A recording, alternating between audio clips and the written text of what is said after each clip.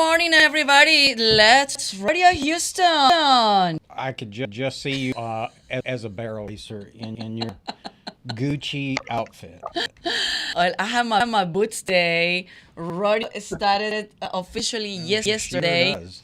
Even though they have the cook-off during the weekend. Which you did not attend. I didn't go because I was busy with my kids. But Sunday before, I love uncorked and bites. Uncorked. That was, okay, is the wine event. Come on, Orlando. Everybody understand the wine event. It's easier for me. Okay. But anyway, I have my hat today, my boots that you cannot see because it's radio here in Houston is one of the most fun time in Houston. So many people attend our radio coming from everywhere, not only from the country, but around the world. And you know, in the wine event, I was reading on the Houston Chronicle. This year was they were it was like attendees. It was off the record. It was like so many people, and I like hardly walking into the place. It was just so hard to walk there. Well, apparently the champion wine sold at auction for $320,000. I know, that was amazing. But as everybody knows, it generally does go to scholarships. The rest provided millions and millions and millions of dollars to students across the state of Texas since 1932. So it is a big deal. Last night, a complete sellout, 70,000 people plus came to see a local young man by the name of McCullum. And if you see Orlando is attending every day rodeo time. There you go. But you know what? The weather is being so helping us that it's been so beautiful, the weather, that we also people can go and attend the And event. speaking of rodeo, we have some great guests. We're going to get right to them. You want to talk about what we have? Of course. So TLC, also Texas Latino Conservatives, is very proud to be part of the celebration of Tejano Day. So let's video mark the Houston Live Talk Show radio on Sunday, March 12, because we're gonna have Tejano Day. So now you can join in on the fun. We are giving away an amazing package value over $500. All you need to do is just scan the QR code that you're gonna see at the end of this slide, and it's gonna take you to a link, and that link has a form. Fill it up so you can be one of the winners. We have 10 winners that will receive four free tickets to the day at the Houston Livestock Show and Radio, $50 of the right part, worth of $159 for rides and snacks. Also $50 for food card. It's worth $179. Well, yeah, but it's different winners. So go ahead. Winner. Anyway, I'll translate all this. You translate. But the most important thing, go to our QR code that you're going to see on the screen right now. Go to our QR code. It's going to take you to a link, and that link, it has a form. Fill it out the form. You can be one of the 10 winners. This is a very, I remember 3 years ago when in 2020, during the pandemic, that we were like promoting also that we were raffling it for the rodeo, and that was exactly the day that the mayor of Houston was announced. No, it wasn't the mayor. It was the judge who doesn't know what the Astrodome is when he's elected. I understand, but also the mayor announced that rodeo is not going. No, it's a county facility, so she canceled. Doesn't belong to the city. But anyway, but the mayor also. Okay, the point is, make a press conference. We do have 10 sets of 4 tickets, which includes carnival rides for the entire family and food for the entire family. It's worth over $500 for Tejano Day at the Houston Livestock Show and Rodeo. All you have to do is, Andrea, is scan that code right there on your screen, and that'll put you into the contest. We'll have a live drawing right here at the studio for the we're winner. gonna have it, yeah, but I mean not today. Not today. Next. Yeah. Next week, because it's gonna be for March 12, which is Tejano Day. So register and see if you become one of our 10 winners. 10 lucky families will receive 4 tickets to Tejano Day, and as you know, Texas Latino Conservatives was instrumental in the last legislative session to get the House and the Senate to pass a resolution the governor signed, which makes April 4th Tejano Day in Texas every year. So It's not April. April 6th, maybe it is. It April is, it's April 4th, 5th, 6th. I don't know. Well, we're gonna have a big event in Dallas. And speaking of Tejanos and the ever-shift demographics of the state of Texas, let me just say, and I'll let you introduce. No, you to introduce. No, I can't read that. I don't have my glasses. But you know But I have a dear friend at the Rice University. Everybody knows Professor Klineberg, Stephen Klineberg, who's been here since, I guess, the 70s, and has surveyed the sentiments Houstonians and has documented that for decades. And that is used by a lot of folks to make the policy decisions. I'm going to say that Professor Klineberg, in my opinion, is the world premier sociologist. This is a man that really, it's like a golf game, kind of puts it down the middle of the fairway. No, he doesn't really get involved too much in politics. So we'll talk about politics, but he just lays it out. He does the surveys and he lays it out. So. And he just retired recently. He's recently retired, and I understand he's moved back near the Beltway. I feel sorry for him, but he says that he wants to be closer to his. But Houston is going to lose treasure. And let me also say one other thing. As a conservative and a member of the Republican Party, I was always, the party line was, why do we have to spend money on early childhood education? And one day I attended a meeting at Rice University, and Professor Klineberg was there, and he made a statement that to me made a huge impact. He said that children from low-income families, language deficient children, when they enter kindergarten, have I don't know what, I can't remember the figure, but like a 5,000 vocabulary deficiency, which puts them on a track of tremendous difficulty throughout their education career, and that always stayed with me. And so I've now become a professor advocate for early childhood education, because the best gift we can give anybody, and that I'm an immigrant. I didn't speak English when I did here. The best gift we can give a resident of Texas, whether a citizen, an immigrant, high, low income, doesn't matter, is an education. Education is the ladder out of poverty. Would you agree with that? Oh, absolutely, Orlando. Wonderful to see you again, by the way. It's been way too long. Good to see you, Doctor. Thank you so much for your time. I'm sorry I didn't. I know, and I'm sorry I didn't send you an email for your cowboy hat. Oh no, I forgot my cowboy. Yeah. You're right. This is such a wonderful time. The celebration that rodeo brings to all of us. But Houston has got real challenges, we know, and it's just exactly in the area of education. We do wonderful things. The Bayou Greenways Initiative, this $100 million to be spent in turning Houston into one of the greenest cities in America. Wonderful sort of investment in the economic future. We are not doing well in investing in our people. And the central reality of Houston is that the average age of Latinos in the county is 25. The average age of Anglos is 47. And the baby boom generation is now, 76 million babies born in this country between 1946 and 1964, overwhelmingly Anglo babies. Leading edge is 77 years old this year. We're watching this transformation where the children of Houston, everyone under the age of 20 in all of Harris County, 70% of everybody under 20 is African American and Latino. The two groups most likely to be living in poverty. We know what poverty does to your ability to succeed in the public school systems. It's a safe statement to make that if Houston's African American and Latino young people are unprepared to succeed in the global knowledge economy of the 21st century, it's hard to envision a prosperous future for Houston. That is who we are and will be as the 21st century unfolds. And that's the great challenge, because we're not investing in education the way we need to. Speaking of that, please tell us about your most recent article that it just came out in the Houston Chronicle, and I was reading, and that's why I wanted to invite you to talk about it, because it's very interesting. So please tell us about it. So what we're discovering when you ask, for 41 years, you've been taking a representative random sample of Harris County residents, asking people with identical questions over the years, how do you see what is happening in your life?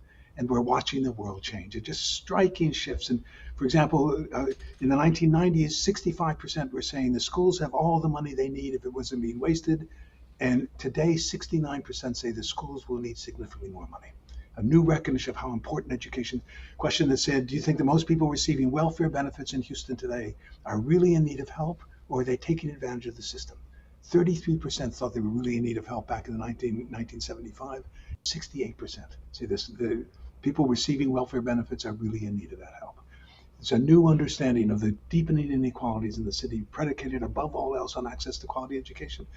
And we're not making those kinds of investments that we know we need to make if Houston's going to position itself for success in the knowledge economy of the 21st century. Just another quick thought, you didn't need education to make money in Texas. The big Texas fortunes were made from cotton, timber, cattle, sugar, oil.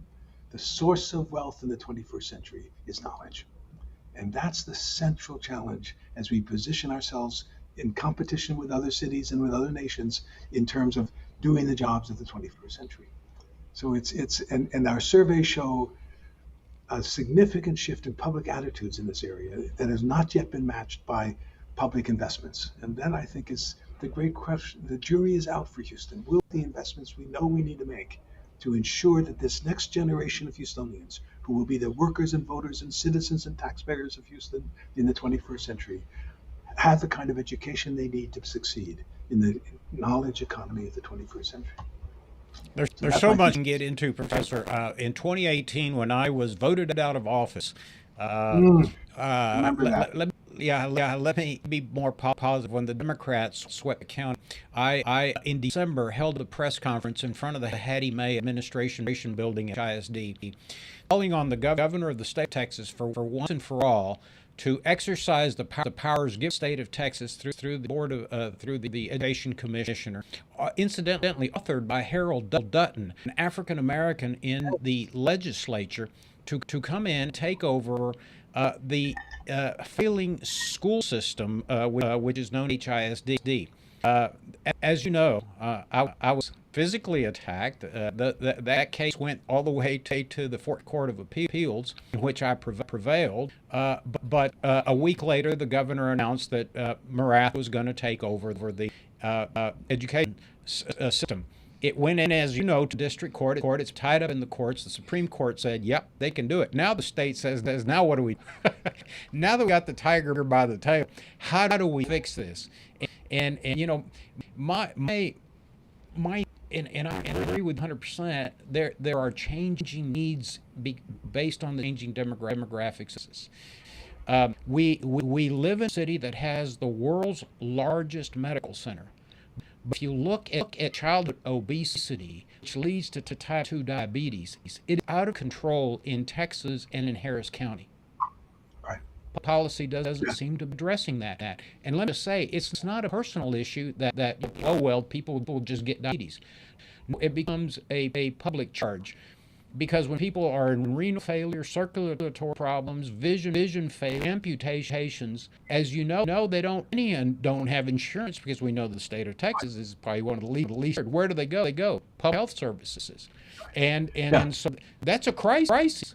So on top of not only improving education for our community, better access to health care, and I don't see any public policy leaders talking about this explosion of obesity and type 2 diabetes in the state of Texas. Right. Yeah, the deepening inequalities in Houston, in America, all the benefits of economic growth in the last 40 years has gone to the richest 20% of Americans. In Houston, especially, we have the greatest medical complex in the world, as you remind us, and we have the highest percentage of children without health insurance of any major city in the country. 3% of all Latino families in Houston have no health insurance. Striking, crazy, deep.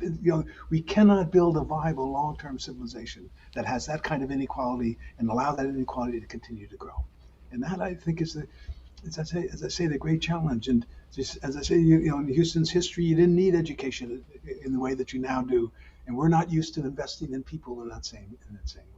So you're exactly right. You've been a champion of recognizing as a conservative the critical necessity of making the kind of investments that we need to make to ensure that we're ready to succeed in the new I'll tell economy. you, I mean, a bit of leadership, and you know, Professor, I've been in this business for a quarter century, more than I want to admit. We Um, both. I'm privileged. I feel privileged because I'm the first Hispanic immigrant ever elected citywide and countywide. And Very I important. don't think I ought to ride those laurels. I think I need to use my experience, knowledge, my voice to try my party sometimes out of the ditch. And what I'm saying to my friends in Austin and in Washington is, why don't we apply conservative principles to urban problems? It just seems that we're walking away from urban. And by the way, I attended a breakfast the other day where Lieutenant Governor Dan Patrick talked about that. Hey, we won statewide. Republicans won statewide. We got 73% turnout, voter participation in rural areas. Memo to my friends in the legislature: the growth is in rural Texas. The growth is in urban areas. And until we start proving to our citizens, our residents, that we care about the issues and we will make public policy to try to make a better Texas, we're not going to be in the position we're in Texas, as you know, for the Republicans. What happened in Harris County, what happened in Dallas County, what happened in Behar County, what happened in Travis County, what happened in El Paso County will soon catch up. State, am I right or wrong? No, you're right. That's the jury is out for Houston and for Texas. It really depends on, can we mobilize the one thing that our surveys have contributed, I think, to this understanding is that we are watching significant changes occur. The way people in Houston understand these issues and recognize the importance of reducing the inequalities. Preschool education, 65% are in favor of raising taxes to provide universal preschool education for every child in Houston. Rich kids start kindergarten 1.5 to 2 years ahead of poor kids. That gap continues to expand. 90% of the brain's growth is occurring between ages 0 and 5. San Antonio and Dallas do much job of having a higher percentage of poor kids with access to quality preschool than Houston does. And it's just crazy when you think we know and understand this now. We made the shifts have occurred in public attitudes. How do we get public policy to respond to those shifts and to make the long-term investments? And it's not just government monies and taxes, it's also people. Can we find a way to get every business in Houston to adopt a school and to be involved to a degree in the education of these kids? Maybe tutoring a kid one afternoon a month.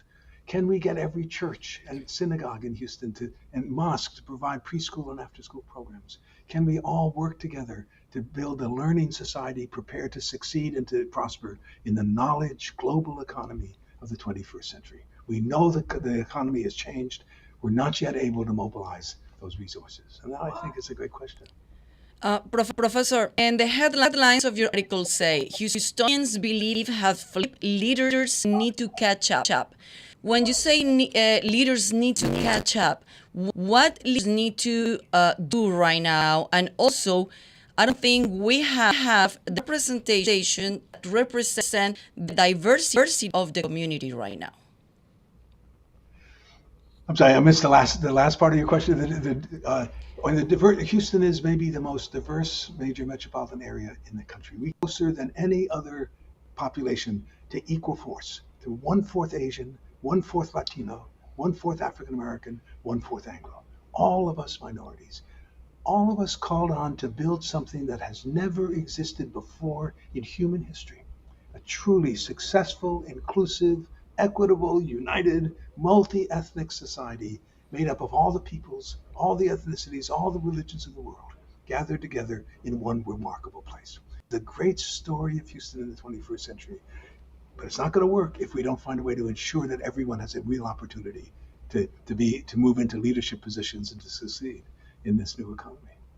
And I think what Andrea was trying to get to, let me, if I can restate it. Professor, you in 1995 first won my first election to the city council in an at-large position.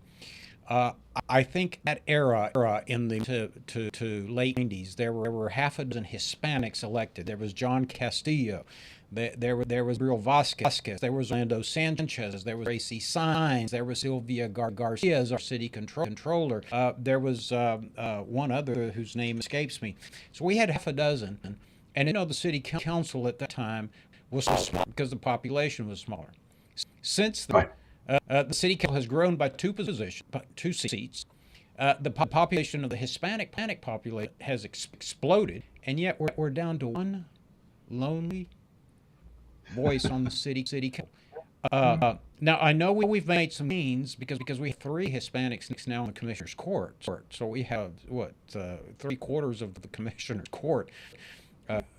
Commissioners anyway are Hispanic. What's going on in the city of Houston? Why is there such lack of participation? And I mean, if you look at if you look at Greater Houston Partnership membership, the board of directors of corporations, very few Hispanics on those boards. How do we improve that? Yeah, a very legitimate question. But these things go in cycles. I remember when I got called by New York Times and others many years ago when there were women in charge of everything in Houston. There was a woman mayor. There was a woman president of the University of Houston, and I said, I think correctly, hang in there. These things come in waves. And then meanwhile, the ultimate story of Houston is that over half of everybody under 20 in all of Harris County, not inner city Houston, but the 4.5 million in Harris County, of everybody under the age of 20, over half of everybody is Latino, and only 20% are Anglos. So there is an inevitability to this process. And that's why education is so critical. And the great problem for the Latino community is so many do not have high school diplomas, much less degrees beyond high school. In the old days, the high school diploma got you 70% of all the jobs in the 1970s required high school or less. Today, 65% of all the jobs that exist in America require education beyond high school. 1 or 2 years in a community college at a minimum to acquire the technical skills that connect you to the jobs of the 21st century. And Latinos are way behind. And that's really where the source of the issue is, and where it's so critical. This is the Latino future is the Houston future, and it's really centrally critical that conservatives and liberals come together on at least that one fundamental understanding: education is the basis for freedom in the 21st century. For years, until he passed away, I used to have dinner once a month with Mark White, former governor of the state of Texas, and Mark and I didn't agree on much, but I grew to value his of advocacy for education. He was big in education, and as you know, he was the fellow instrumental in passing called No Pass No Play. I mean, that's how serious he was. In other words, you couldn't do extracurricular activities if you were passing. He just had a passion for making sure that kids received a good education in the public sector or wherever they were, but most of our kids attend public school. And I think it's important. I can, again, talk about my personal experience. Had I not graduated from high school, attended the University of Houston, and gotten an education, I probably wouldn't be where I am today. And all because of the great education I received, both parochial and private, because I'm a graduate of Bel Air High School and a graduate of the University of Houston. But there are ample opportunities. We've got to figure out how to give kids access. And all this, what you were saying earlier, the support systems that are so necessary.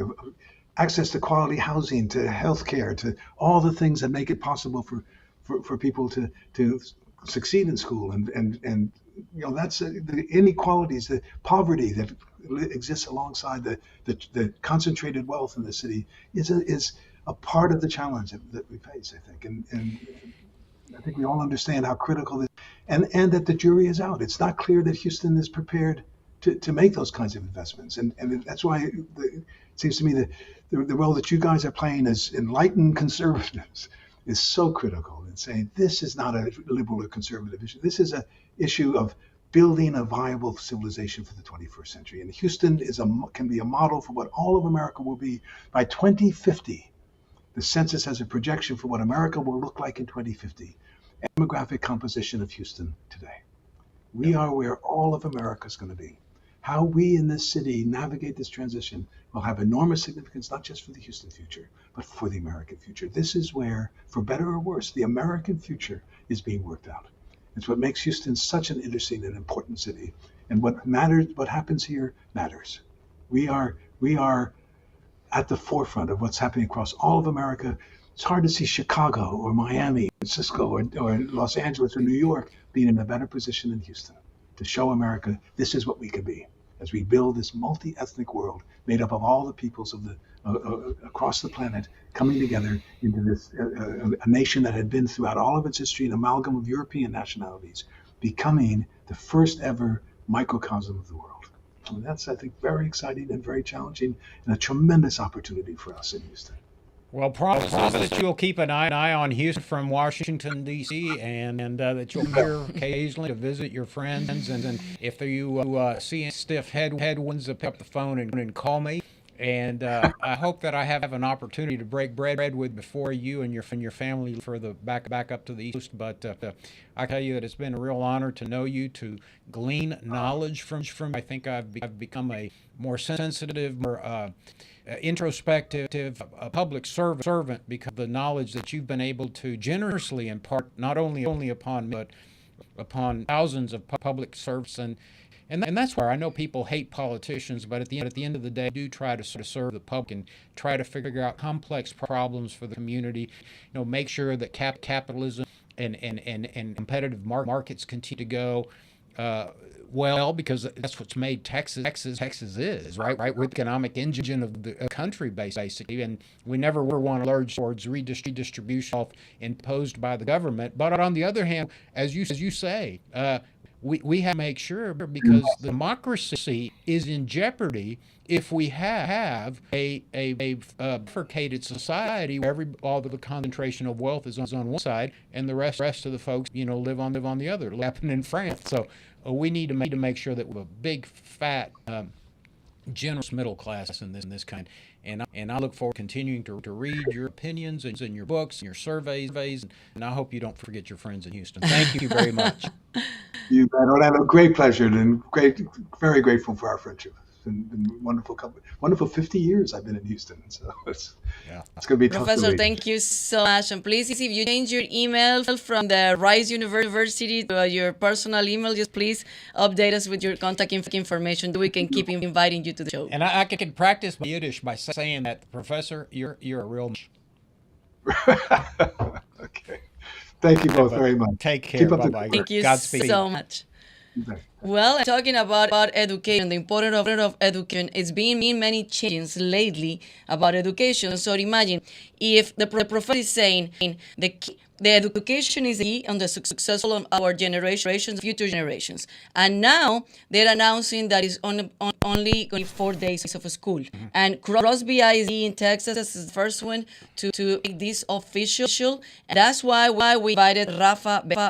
He is the director of outreach in Texas Public Policy Foundation, and with us today to talk about education in general, but also the breaking news that we're being hearing this about 4 days of school, and not only that in Crosby ISD, but it seems like others ISD want to mirror this decision. I think you're mute. You're muted. You're muted. He's muted. He's muted. I think this is the first time Rafa's worked on a laptop. No. Anyway, Rafa, are you here with us? No. Okay. You can text him and see if he can get. I don't know if you hear us, but okay, he's gonna reconnect.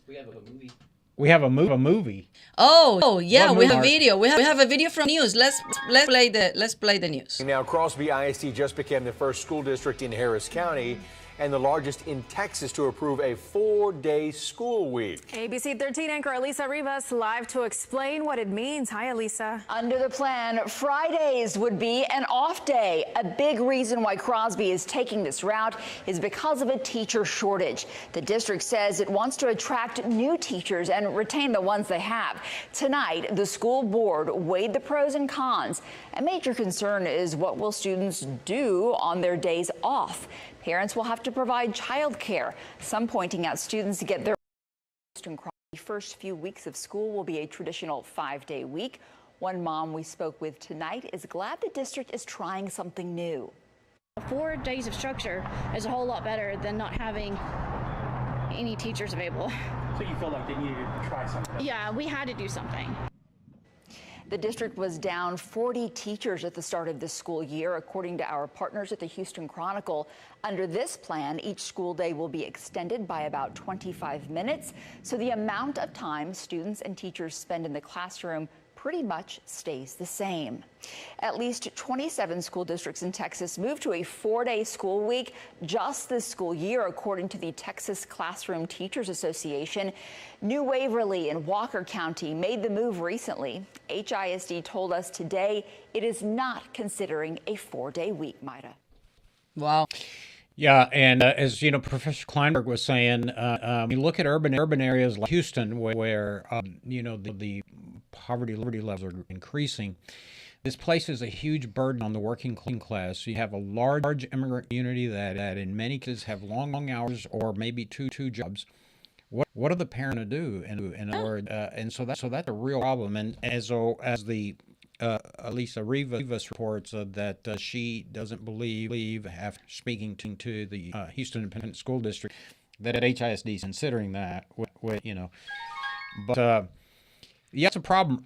Rural areas, perhaps. You know, I mean, I live in I pay taxes in 2 rural counties, and it's different. You know, the kids go out to the ranch. They have it's a more familial, smaller community. There's better opportunities. Different dynamic. In an urban area like Houston, I don't know how that's going to work. So see if Rafael. Unless Rafa got his computer problems fixed. Yeah, can you all hear me? Yes. No. Okay. So Rafa, tell us about it. Well, thank you so much for being with us. But tell us about it. What do you think about this decision on Crosby ISD and also another 27 ISDs? Yeah, I'm not really sure, you know, what to make of it, right? You know, because again, we have the public schools in order to educate our children, and I think that what the students need is more education, not less. So I'm not really sure how successful the idea of shortening the school week is actually going to be. I mean, and you know, as you know, was listed in the report, that it causes a lot of concerns, right? You know, number one, what are parents going to do with their kids, you know, on that day that there's no school? And you know, quite honestly, here in Texas, you know, what we've seen is, you know, a lot of kids are just not up to par, right? You know, you have over 60% of Texas students not reading on grade level, and you know, and also they're not up on math level. So I think shortening the school is I don't know how conducive that really is, right? So those are some of my concerns. And also the problem is that it seems there's not enough teachers teach the kids. So we've been seeing this problem after the pandemic. I mean, I'm not saying that before it was not happening, but it increased the problem after the pandemic. Yes, and I'm not sure exactly where that came from. Is it, you know, apparently, you know, teachers just don't want to, to teach. I mean, because it certainly hasn't been a problem of funding. Funding for public education has gone up and up and up every single year here in the Texas legislature. So, it's not really an issue of funding. Well, and the legislature has just now bill to give a sizable increase in pay to teachers across the state of Texas, have they not? So they're looking at that, but that has to also trickle down within the ISDs. In Orlando, as you know, the ISDs themselves, operate as little mini fiefdoms. and they have the power to to incentivize teachers, if they so choose. Well, there's clearly some challenges, especially in urban areas like Houston. We've had a series of elected board members indicted in federal court, some in the federal penitentiary for taking. They're always complaining they don't have enough money, and then they're passing contracts out to their buddies, which are fraudulent for tens of millions of dollars. I mean, I think there's nothing more despicable than stealing from children in the taxpayer state of Texas. But makes it difficult for the legislature to look at urban school districts like Houston and perhaps give them some additional resources when they're squandering them. Yeah, but during the pandemic, the kids already missed pretty much a whole year, and then now they're seeking 4 days of school only. Now they have a shortage on the teachers. All companies are looking to put only 4 days of work, but this is not the case for our worker, for the people that has 2-3 jobs, and what are they gonna do with the kids at home, and especially the little ones. I mean, if you have already high school or something, they can stay by themselves, but if it's not, that's not the case. So how this is gonna be like a chaos, a crisis on every level. I agree with you, Andrea, and that I mean, logistically, a lot of families are going to have to reconfigure how they operate. And one of the other things that we saw during the pandemic, and something that we've been trying to pass here in Texas is educational freedom, school choice, parental empowerment. Because what a lot of parents saw during the course of the pandemic, they weren't really happy with the curriculum that that their kids had to do, right? In many cases, during the pandemic, schools went to a virtual mode and remote learning, and the parents got a good sense of what was happening, in the curriculum that their students were learning, the political wokeism that was being injected into the curriculum, and all other issues of the school imposing a certain set of values onto the children and not really focusing on hardcore education. And so the movement for parental rights, for parental empowerment, educational freedom, and school choice has just increased, right? And that's major issues that we're dealing here with in Austin with the Texas legislature, and that coupled with the record learning loss during the pandemic is huge, right? And I think that parents are looking for at least options where they can can find better quality education for their kids, for their students. One of the fascinating things, as you mentioned, that conservatives are talking about wokeism being taught, and there are incidents where there have been some questionable textbooks and theories talked about. But this is a problem that goes back to as far as I can remember from reading some text. About 600 BC, Plato Public talked about this, talking about who controls the education of the guardians, right? If you read Plato's Republic, you know that it's important who educates, and picking up on and this would have been a great question for Professor Klineberg. When I moved here in the 60s, demographics of the state were a little different. I went to a public school in Houston. It was probably 98% Caucasian. Everybody was agreed with the history classes and the civics classes and sort of the education that the children received. As the society becomes more diverse, and as representation on school boards and the state board of education and the legislature, there are going to be conflict about the inculcation of values upon those children, and that's what we're seeing. And I hope it doesn't derail the purpose of pedagogy, which is to prepare children for, as Professor Klineberg said, the jobs of the 21st century, which, as he stated, are now knowledge based, so that's a real challenge. But Rafa, there's this whole debate about wokeism and whatnot. But I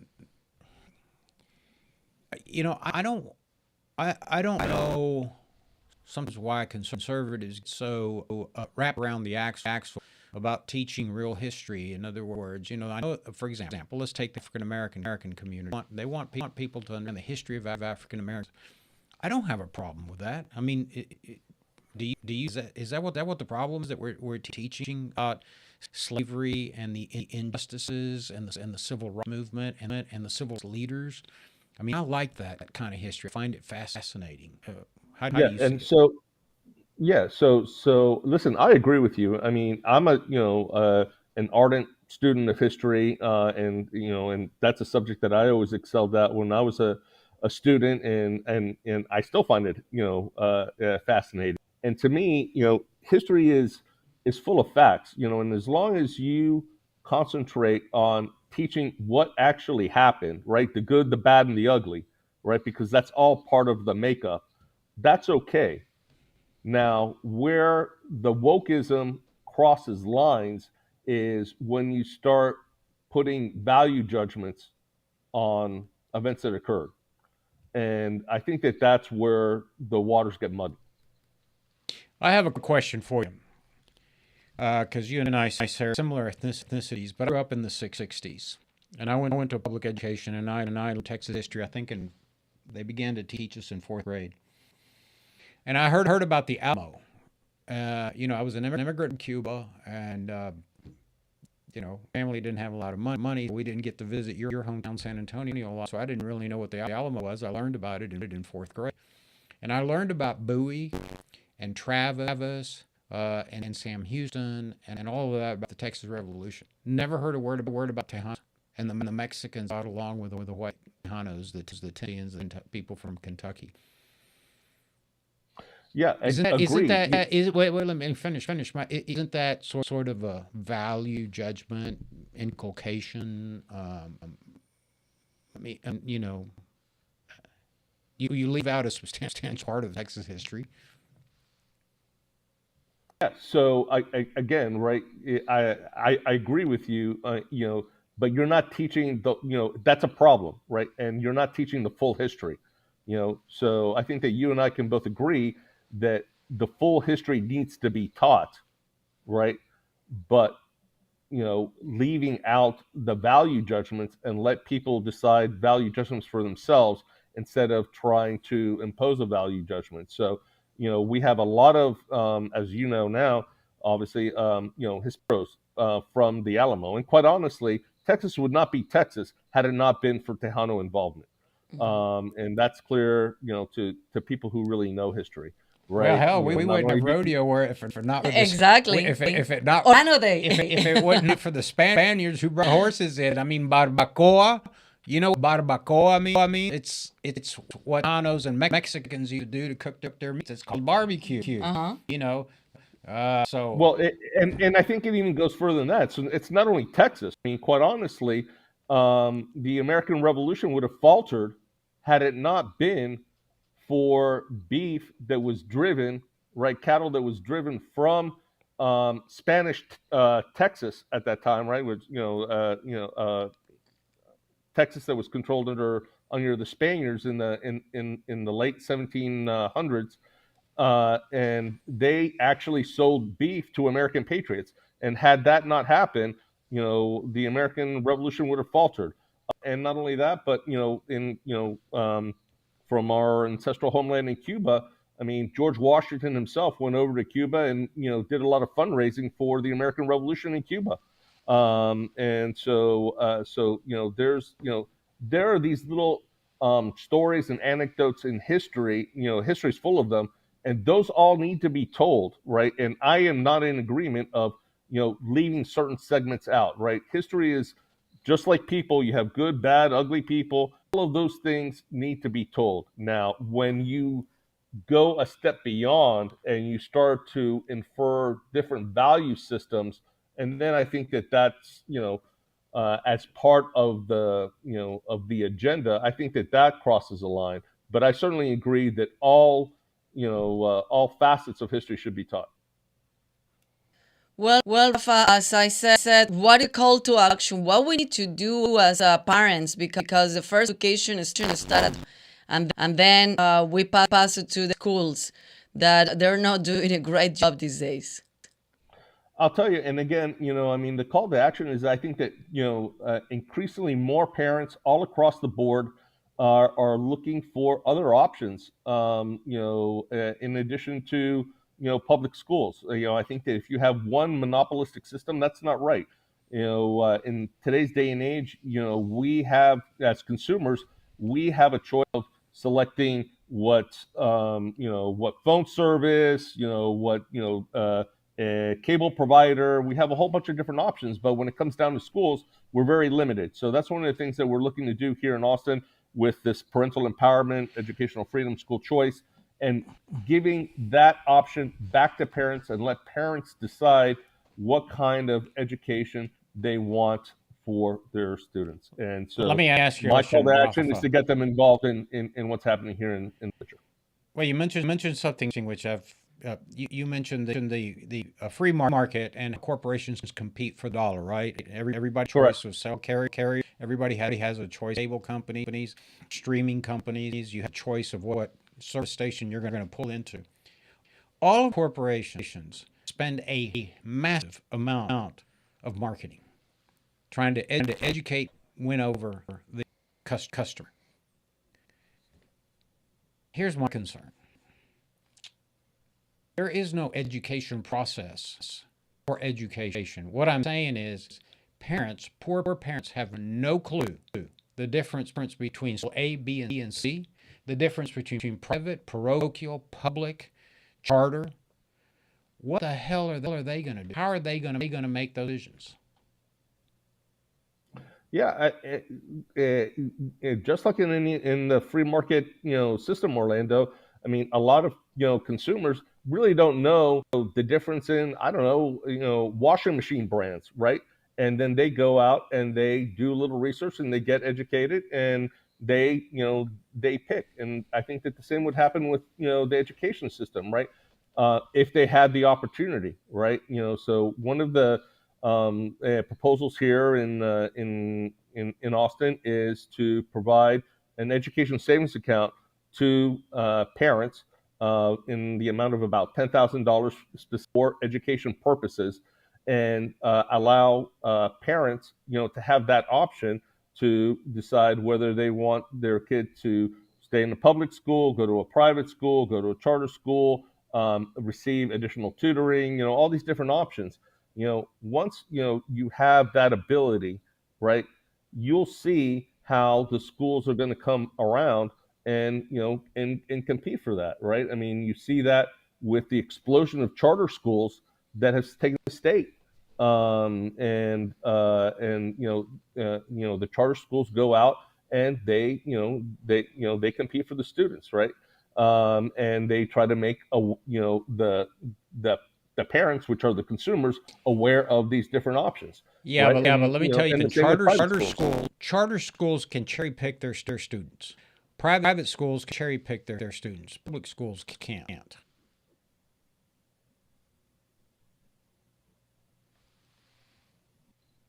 Yes, in some cases, but that's not in all the cases, right? So, but what I'm saying is that if the parents had more financial resources, they could go to choose other educational options. Okay. But all right. It's a tough, it's a tough call because I think what happens is legacy families at the University of Texas A&M, parents who graduated from college, me, we help our kids for college. Yeah. But Juanito who just immigrated doesn't even have a high school degree. He's a legal resident and the taxpayer has no clue about the American education That's system. true. I mean, he's given $10,000 by the state of Texas. Says now find the best education for your child. It's not as easy as going to Home Depot and buying a washing machine. Correct. So that's a concern. I mean, it's just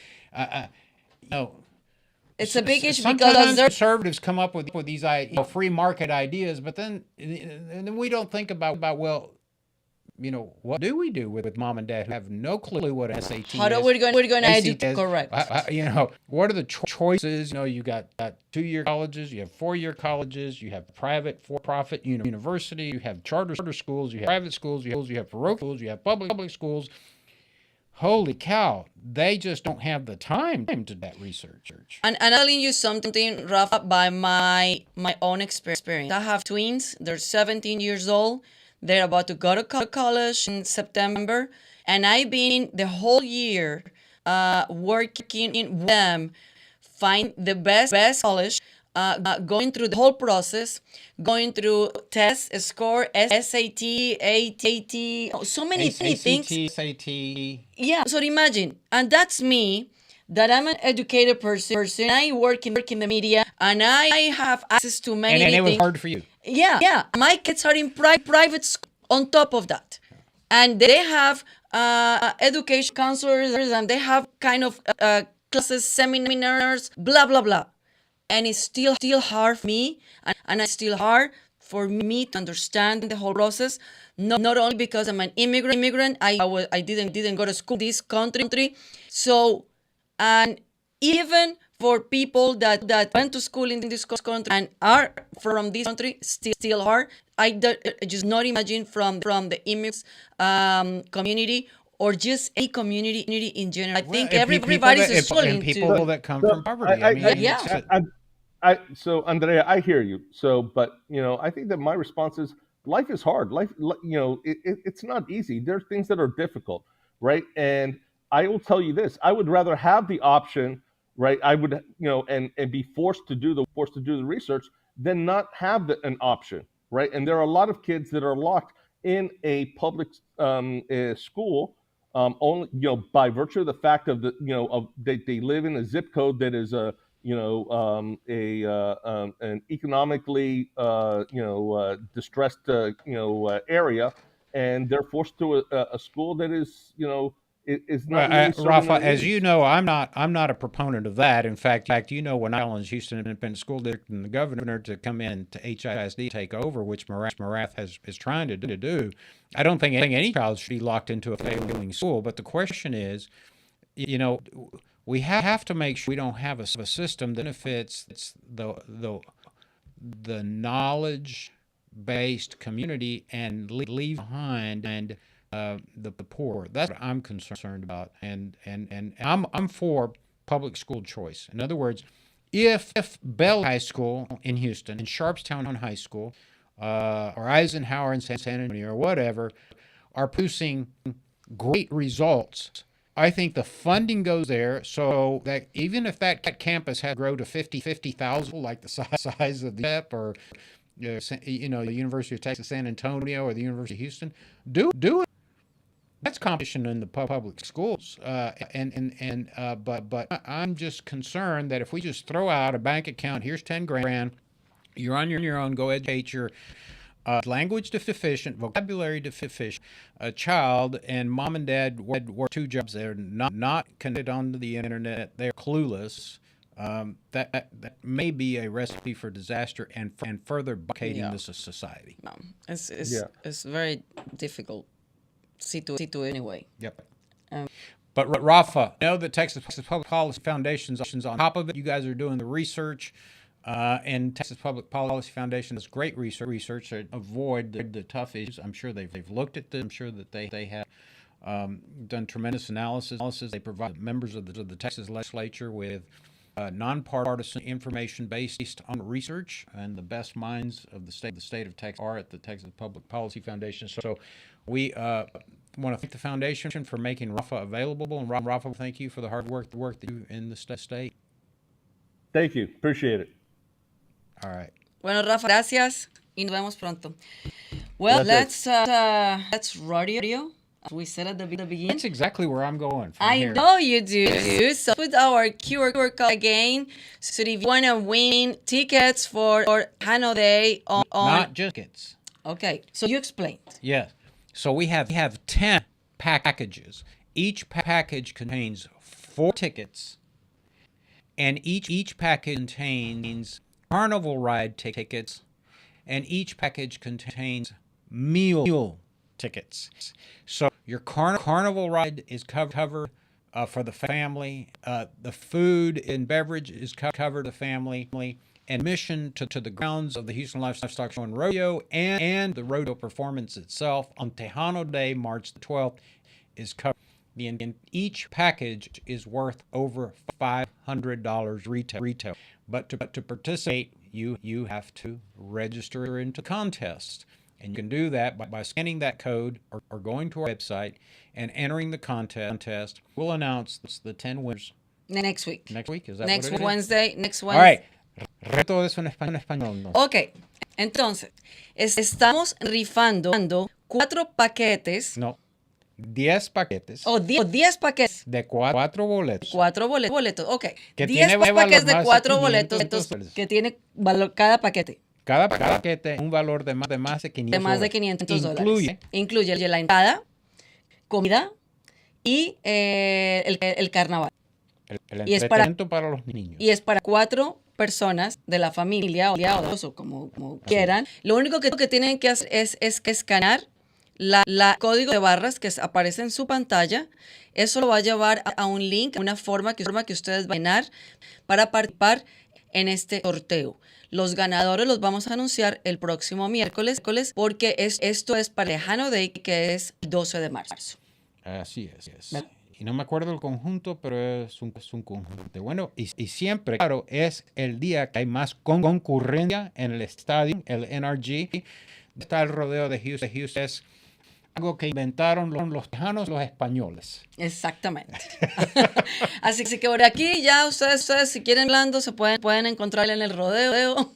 Yo voy más tarde también porque hoy hay un evento para los medios de comunicación.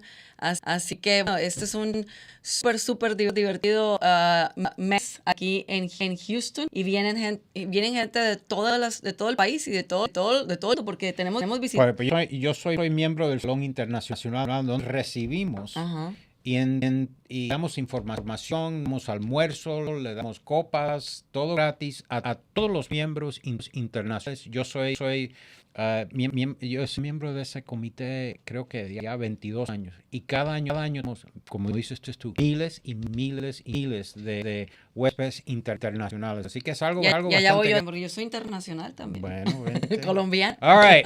Well, we're at the end of our show. We had to our raffle, rodeo ticket raffle to our Spanish-speaking world.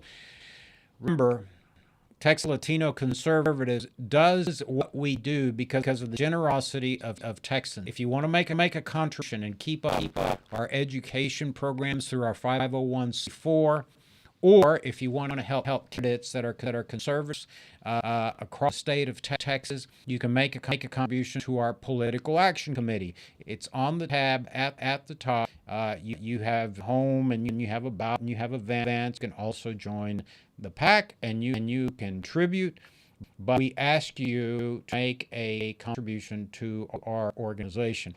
It can be $5, $50, $500. $5,000 or $50,000. There are no limits to the amount of money that can be invested into the future of Texas. Our goal is to educate the Hispanic community about conservative values, capitalism, free markets, constitutional liberties, and we do that through our Leadership Latino education classes through our 501c4. And when these candidates run for office, as Mayra Flores did, who is was a graduate of Leadership Latino, became the first Mexican member of the U.S. Congress, an ardent conservative, we help them out the vote in their community. So our Political Action Committee can make direct expenditures on behalf of conservative candidates across the state of Texas. This is all to ensure that Texas continues in the hands of reasonable conservative minds that value the Constitution, free markets, competition, liberty, the Second Amendment, a free press, the ability to associate with whomever you want. See, like I get to associate with you with government not telling me that I have to get rid of you. Anyway, that help us like out. A prayer. Make a contribution to Texas Latino Conservatives. We'll see you guys next week. Bless you. Thank you. Nos vemos el miércoles. Chao.